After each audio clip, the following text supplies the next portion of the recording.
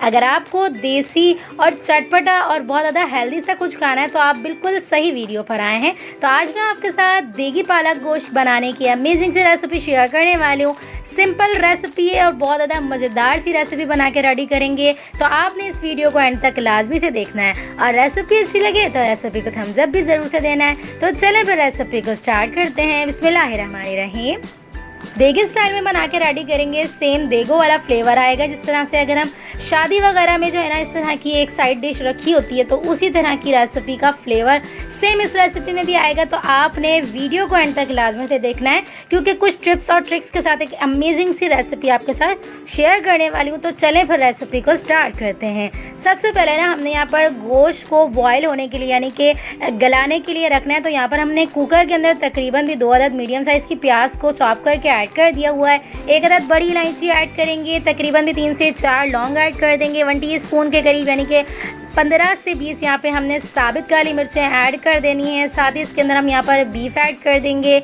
Beef मैंने तकरीबन भी हाफ केजी के करीब लिया है। बोनलेस लिया, आप चाहें तो हड्डी भी इसके अंदर ऐड कर सकते हैं। यहाँ पर मैंने 2 अदद टमाटर प्यूरी भी ऐड कर दी यानी कि 1 कप जो है ना टमाटर प्यूरी मैंने ऐड करी है। यहाँ पर 1 टेबल स्पून लाल मिर्च पाउडर, हाफ टी स्पून हल्दी पाउडर, 1 टेबल स्पून धनिया पाउडर, हाफ टी स्पून गरम मसाला। साथ ही इसके अंदर हम यहाँ पर हस्बे ज़रूरत नमक शामिल करने के साथ ही यहाँ पर हमने तकरीबन भी ना 2.5 से 3 गिलास के करीब पानी ऐड करके तकरीबन भी ना 1 टेबल स्पून भर के इसके अंदर लहसुन का पेस्ट ऐड कर देना है। आप चाहें तो अदरक का भी ऐड कर सकते हैं। अच्छी तरह से मिक्सिंग करने के बाद इसे हमने तकरीबन भी 20 मिनट के लिए मीडियम टू हाई फ्लेम पे रख के 2 सीटियों के ऊपर रख के छोड़ देना है। जब हमारा अच्छी तरह से गल जाएगा बीफ, इसके बाद हम इसे चेक करेंगे। तो तकरीबन भी 20 मिनट के प्रोसेस में हमारा जो है ना बीफ अच्छे से कुक हो चुका हुआ है, अच्छे से गल चुका हुआ है। जो थोड़ा बहुत पानी है इसे हम जो है ना कढ़ाई में डाल के ऐड करके अच्छी तरह से इसका पानी ड्राई करेंगे और अगले भी कुछ इंग्रेडिएंट्स इसके अंदर हम ऐड करते जाएंगे। तो सबसे पहले ना हमने कढ़ाई में ऐड करने से पहले ना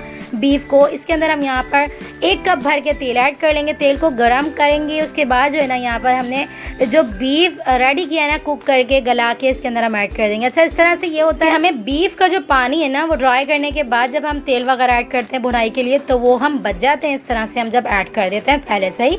अब हम ये पकने के लिए छोड़ देंगे 4 से 5 मिनट तक। उसके बाद हम अगले प्रोसेस की तरफ बढ़ेंगे। तो यहाँ पर हमने 1 लीटर के करीब पानी को अच्छे से बॉयल कर लिया। गर्म पानी के अंदर हम यहाँ पर कटिंग की हुई पालक ऐड कर देंगे। तो पालक ऐड करने के बाद सिर्फ और सिर्फ 7 से 8 मिनट या कम से कम भी आप 5 मिनट तो ज़रूर से इसे बॉयल करिएगा। उसके बाद इसे नरम हो जाने तक अच्छा सा कुक करने के बाद इसे हम जो है ना निकाल के किसी भी जो है ना पानी के अंदर इसे ठंडे पानी से गुजार के इसके बाद जो है ना इसे हम ग्राइंडर मशीन में अच्छे से ग्राइंड कर लेंगे।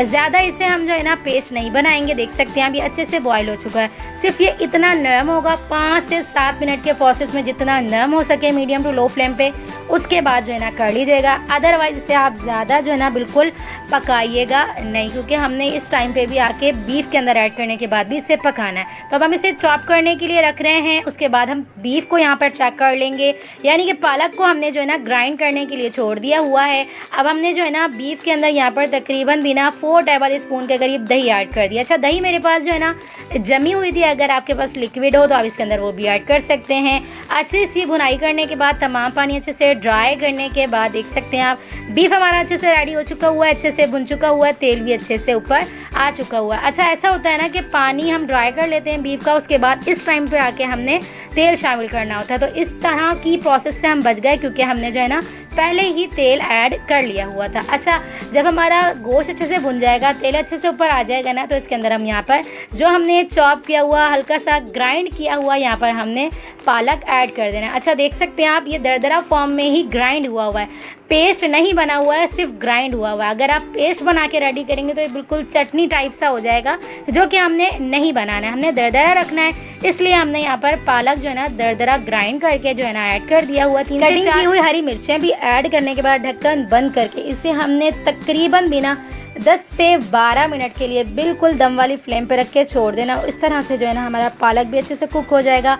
पालक का थोड़ा बहुत जो पानी होता है ना वो भी अच्छे से ड्राई हो जाएगा और अमेजिंग तरह से हमारा पालक जो है ना गोश्त के अंदर अच्छे से वेल कंबाइन हो जाएगा और बहुत ज़्यादा मज़ेदार सा फ्लेवर जो है ना पालक गोश्त के अंदर आ जाएगा। तो देख सकते हैं आप कितना मज़ेदार सा चटपटा सा डिलीशियस सा हमारा पालक गोश्त बन के रेडी हो चुका हुआ है। आप इसे चपाती, रोटी, नान, रोगनी नान, पराठे या आप इसे वाइट चावल के साथ भी, बॉईल किए हुए चावल के साथ, तड़के वाले चावल के साथ भी इसे आप एंजॉय कर सकते हैं।